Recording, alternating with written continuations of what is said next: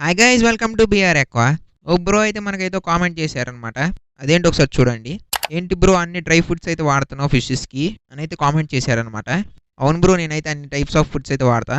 ఎందుకంటే నేనైతే లైవ్ కాల్స్ని అయితే మెయింటైన్ చేయలేను, టైం సరిపోదన్నమాట నాకు. సో ఇంకా డ్రై ఫుడ్స్లోనే హై ప్రోటీన్ ఫుడ్ అయితే వాడతానమాట గ్రోత్ కోసం. ఒక్కొక్కటి డీటెయిల్గా అయితే చూపిస్తా చూడండి.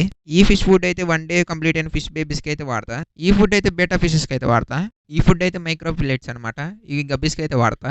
నాకైతే ఇండోర్లో గోల్డ్ ఫిష్ ట్యాంక్ అయితే ఉంది, ఆ గోల్డ్ ఫిషెస్కి అయితే ఈ ఫుడ్ అయితే వాడతా. ఇవి కూడా మైక్రో ఫిల్లెట్స్ అనమాట, ఆప్టిమమ్ కంపెనీది.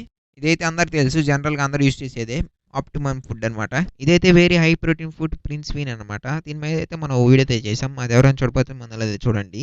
దీని మీద అయితే ఇంకా టెస్ట్ చేస్తున్నా, రిజల్ట్స్ ఎలా వస్తాయో చూద్దాం. ఇదైతే రాయల్ గబ్బీ ఫుడ్ అనమాట, గబ్బీస్ అయితే బ్రీడింగ్లో ఉన్నప్పుడు అయితే వాడతా.